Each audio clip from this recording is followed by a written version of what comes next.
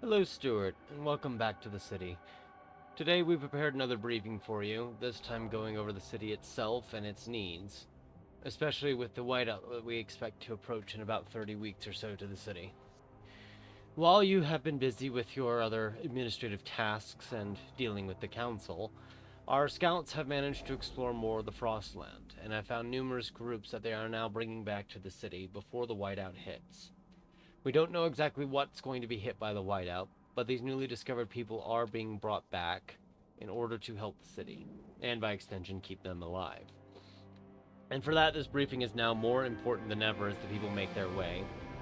As we let time pass so that they may arrive, we are going to go over several critical areas that need your attention. Several dense housing districts are currently being built to house the new people that are on their way, but with approaching whiteout, we need to prepare lots of food, lots of stockpiles. Shelter we don't expect to be a problem thanks to our dense housing blocks, but we have other problems to attend to. Granted, we will go over everything for you just to be safe. Shelter is simply as it says, it's shelter for people to shelter them from the elements, specifically cold.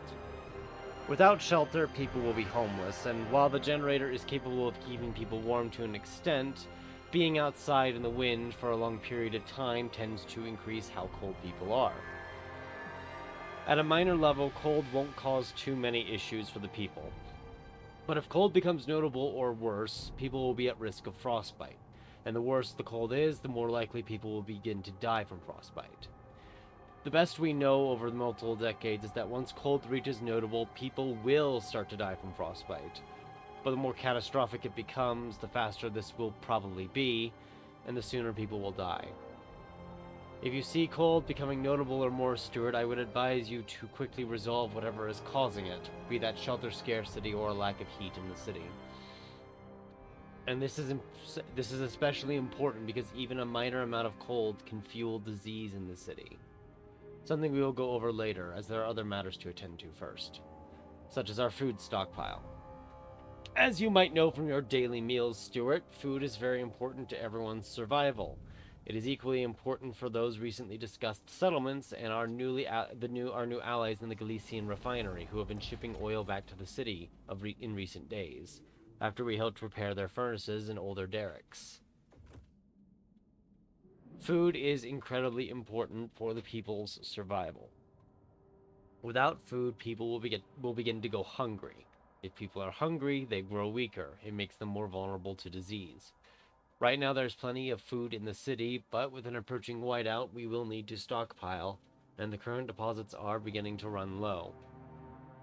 If we allow hunger to become too great, severe, catastrophic, if we allow starvation to grip the city, people will begin to die. Much like if it gets too cold, people will die if they're too malnourished. And just like that, it will also feed disease. Something I'll tell you about right now, Stuart. Both cold and hunger can increase disease, but so can numerous buildings that we use in the city, such as the bio-waste hothouse and the salvaging factory that we're using to produce food and goods respectively. Sadly, our dense housing block project that we've been doing is also increasing disease, but not to worry, I've been told that measures are being taken to ensure that this will not be an issue. That being said, Stuart, we must remain wary. The whiteout will make it very difficult to grow food, and we're going to need a lot of food if we wish to survive. Something else that we have to be concerned about is that our scouts report that this will be a brittle steel whiteout. Such whiteouts make it harder to extract iron from iron deposits, and unfortunately, a lot of our materials currently come from one such deposit. As such, we need to remain cautious. But we already have a good stockpile of materials, and we do not expect to have many problems when it comes to the whiteout. Materials, as you might be aware, are needed to maintain the city. Obviously, our settlements need it to maintain themselves out in the harsh environment. Our industrial districts need it to produce goods and prefabricated parts. But in certain cases, we may need them to sustain other buildings as well, such as during certain whiteouts when there are high gale force winds which can threaten housing districts. Even our extraction districts use materials, but if they're extracting materials, they will usually offset this themselves. If we lack materials, we will suffer an increase in squalor, Steward. Now, while this is only being caused by our Galician refinery friends as a downside to the constant shipments we receive from them in oil, squalor is otherwise absent in the city, and we expect the waste repurposing facility in the industrial district to maintain that status. That being said, if we run out of materials, it will become much harder to maintain the city. Squalor will greatly increase as a result. If squalor gets too high, we will begin to see wear and tear in the districts themselves. While you can use prefabricated parts to fix those, if this becomes too egregious, we could have entire districts shutting down from squalor problems. So please remain wary on how many materials you have. They are critical to maintaining the city's daily functions. And, perhaps you are unsurprised at this point, Stewart, but squalor increasing will also increase disease. Many things tend to affect disease, I'm afraid. And I should mention at this point, since we've talked about it many times, disease, if it is allowed to grow too much, can begin to affect your workforce. The workforce of the city will increasingly suffer the worse disease becomes. And the workforce is needed to run everything, the scouts themselves in the Frostland, the outposts and settlements. The colony has its own manpower, so you don't have to worry about the city's manpower being used there unless you're sending people to the colony. But your buildings and districts all need workers. And if workers are injured, if they're sick, they can't work. So please do your best to make sure that the problems of the city do not grow to a point where the workforce will become too weak, too unable, too low. You'll be able to check it out at any time what the estimate of the current workforce in the city is, as well as how much of the population are working. Our laws can affect this both positively and negatively as well, depending on which future you seek for the city. But I'm sure you're already aware of this as you are the Steward. And yes, since it is a percentage of the population, the larger our population, the more workers we have. But of course, the more people we have. Wow. The more people we have, Stewart, apologies, the more needs we will need to meet. However, more people does mean more heat stamps, which, while they were just used to regulate heat at first, have become the stable currency of the city. They are used for everything, and even the city itself uses it to pay workers for construction projects, such as new districts. And you heard me talk about them many times already, Stewart, but prefabricated parts, or prefabs as they are called for short, are needed to build pretty much everything. Districts need them, buildings need them. If you want to build anything special like hubs or upgrading the generator, you will also need prefabricated parts as well as the heat stamps. These can be made in the industrial districts, something we'll go over soon as each district. But buildings such as the salvaging factory can also produce them to ease your problems. Speaking of the various different districts, the first one you might be most aware of is obviously the housing district. This is where people are housed. This is where people will live in between their days of work. It is where we will provide much needed shelter from the elements at the cost of heat. But certain buildings, such as the surveillance watchtowers, which have been keeping a watchful eye over the city to ensure a lack of crime, are also built here, and they are needed as your city grows. Unfortunately, Stewart, even if we have a plentiful amount of goods, crime will still grow without able guards to patrol the streets. The larger the city, the worse this becomes. So occasionally we will need to expand the guard and establish additional watchtowers in order to keep the city secure. We do believe that at some point crime will be a non-issue, even if the city grows significantly. But otherwise I would keep an eye on it, Stewart. Like everything else, if crime gets too severe, consequences will come of it. Usually people will be injured by criminals, or if it's out of control, many people may begin dying. And trust me, Stewart, deaths are not good if you want to remain in power. So do try to keep the 5 issues of the city under control as best as you can. Hunger, disease, cold, squalor, crime. While cold, squalor, and hunger all feed into disease, they do cause their own problems, usually resulting in the deaths of citizens, unfortunately. Speaking of which, I may have already mentioned it, but goods are produced by our factories in the industrial districts, and they are demanded by our communities. While we don't have to meet all this whole need at once, we can allow it to slip a little. Too much of scarcity of goods will cause a rise in crime, as previously mentioned, and it will also cause a deficiency in heat stamps. If there are a lack of goods, then there are goods the people cannot purchase, which will lead to far less heat stamps for the city to use. One final mention for the housing districts as well. Our research institutes are needed here, as well as numerous other buildings that we may want to put there. Not everything has been researched that we could establish here, but as steward, it is your job to decide what technology will be researched in the Institute. And that will be up to you, but currently we are researching hospitals due to the growing disease issue. The other districts previously mentioned, extraction districts, do extract all kinds of resources. Mainly materials, but they can also extract the various resources needed to heat the city, as well as any bits of prefabricated part piles that we find that were lost in previous whiteout years. Please do keep in mind that they need materials and heat themselves, especially the materials part. So even if they're going to gather 150 materials from a vast wood forest, they will end up using 50 of that just to keep themselves functional. Speaking of additional districts, our food district is reporting an issue where it is becoming low on food. The name probably speaks for itself, Steward. Food districts produce food for the city. Without food, we starve and we die. The good news, however, is that we did previously research the idea of a deep melting drill. And despite the tension it will cause in the city, as the city is largely favoring adaptation over progress, we're going to build it anyway, in order to help survive the incoming whiteout, and to ensure the supply here lasts a very long time. The food colony can send us food as well in case we need it, but for now they're stockpiling it for themselves until we're certain where the whiteout is going to hit. Speaking of the industrial district, it is where prefabricated parts and goods are made. When normally constructed, industrial districts are automatically set to produce prefabricated parts first.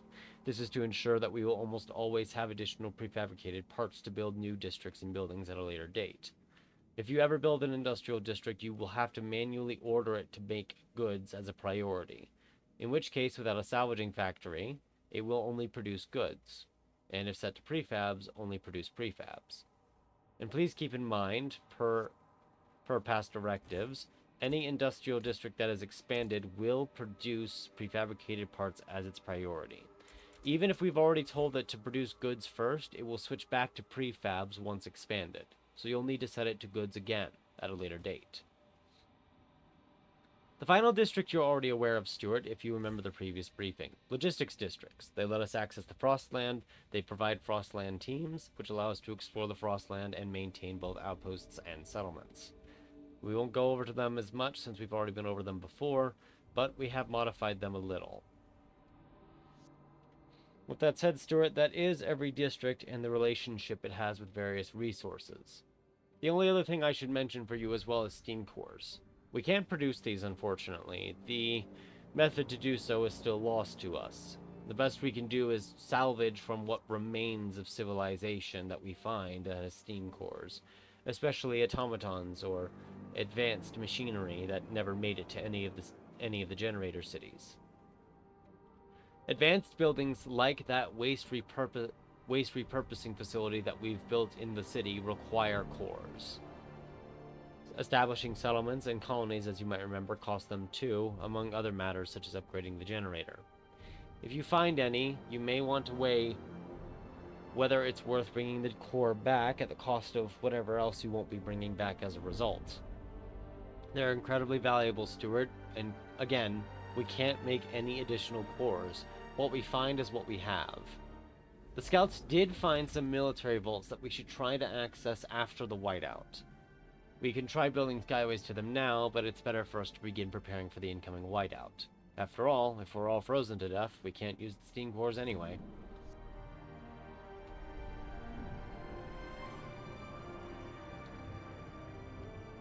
Now, Stewart, while we're waiting for the people to arrive, I do need to bring attention to you that disease is growing because of the dense housing blocks that we built.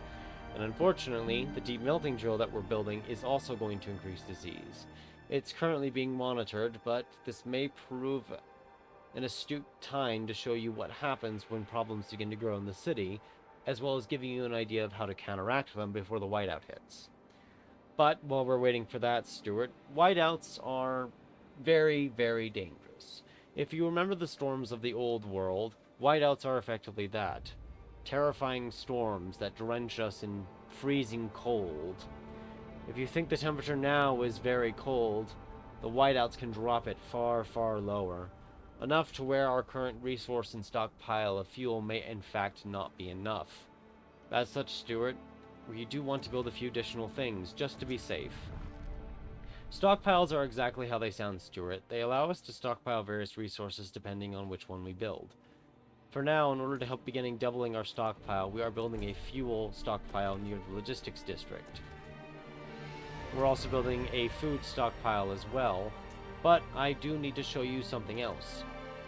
If we build it in proximity to the food district, it will actually reduce the workforce requirement by about 10% at the location. This is technically not a part of the briefing, but it is important to note. You might recall from previous reports, but placement of hubs is incredibly important, as is keeping the various issues of the city under control. The good news, Stewart, is that the food district is now fully capable of supplying us for, well, longer than your lifespan and my lifespan. While the regular deposit will soon run out, the deep melting drill will ensure that we can access it almost indefinitely. But, thanks to the new arrivals, we still do not have enough food being produced. We can use frost breaking to access the additional stockpile of food, or rather deposits of food that have yet to be accessed. That, at the very least, will provide us with additional food to use, and stockpile for the incoming whiteout. We're also going to make contact with the colony, which should be ready now, and have it transfer most of its food production to us so we can begin stockpiling.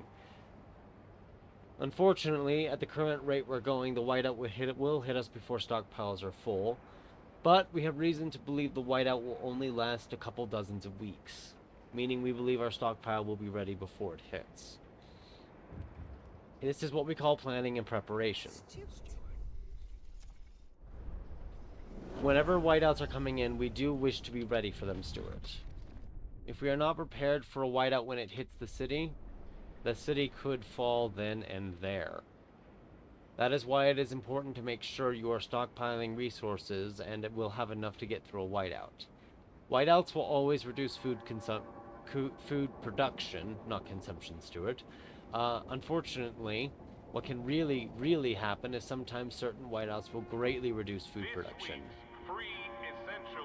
The other whiteouts we have recorded, as mentioned, are whiteouts that can cause a great increase in material consumption, whiteouts that make it harder to extract coal or oil, and whiteouts that make it harder to extract material from wood. Our scouts will do their best to inform you over here as to what whiteout is approaching the city and how long it will be. Please use this information whenever possible. It could very much allow you to save the city long before the whiteout ever actually hits it. And with all that said, we did make an earlier promise to improve the healthcare system, Stewart. So we are going to build that previously researched teaching hospital as we move on for the rest of the in-depth briefing. Though I believe we've gone over almost everything, I do need to mention steam, while currently not being used by us but is accessible nearby to the north of the generator, cannot be stockpiled. It will be used the moment it is needed, but only if it is needed, otherwise it will never be used. An additional thing, since we do need it, Stewart, we do wish to produce a second salvaging factory to ensure we have enough goods to prevent crime encroaching on the city while we are under the whiteout. We also have a coal mine ready to be fired up to its full potential if needed. This too could use a deep melting drill if needed. The good news is that the newly built hospital is actually containing disease before it becomes a viable problem. But as the city's needs grow, so do our needs to activate other districts to keep things supplied. And the whiteout is getting ever closer, Stewart. It is becoming more and more noticeable by the day. Something else to note for you, however, is that if you go to the colony screen now, the good news is that we can see, based on scout reports, is that the whiteout will not hit the food colony. This is good to note because it means that we do not have to worry about the food colony being hit by the whiteout, and thus we'll be able to ignore making preparations for it. However, in the future, you may want to make sure your colonies have stockpiles as well. Either that, or make sure they have enough goods being brought in during the whiteout to keep them functional. The good news is that trade between the city and the colonies is still possible during a whiteout, but you should still prepare stockpiles just to be safe. Outposts will no longer be functional, and unless settlements are completely maxed out, they themselves will also shut down during a whiteout. That is why stockpiling and preparation is so important. We will allow time to flow a little further, Steward, but we do have a problem with disease still. In fact, people are starting to become sick because of disease, and unfortunately the population has grown more than we expected. Apparently our own population growth has increased. As such, we are now planning out an additional set of housing districts to account for this measure before the whiteout hits. With any luck, we'll have them ready long before the whiteout actually arrives, and we won't have to worry about people freezing to death and causing disease to skyrocket. To re-examine everything we've gone over now, Steward, the only other resources we didn't really mention are your guard squads and Frostland teams. You already know the Frostland teams, however, and the guard squads are, as they say on the tin, guard squads meant to suppress crime. That should be about everything, Steward, but as the whiteout approaches, we do have a growing problem with disease. There is an alternative way to tackling it instead of just laws or smashing down buildings. There are various hub ideas, and we bring this up now because they are very important. They directly affect various resources in the city. Maintenance hubs, for example, can reduce maintenance needs. Air transport hubs can help reduce workforce needs. But what we want is emergency medical hubs. We can at least task them to get an idea on that to contain the growing disease outbreak in the city. Now, I've been assured it won't get worse than it currently is, but it may be a good idea for you to keep an eye on it just to be safe, Steward. Especially as the population continues to grow, there's no telling what might happen.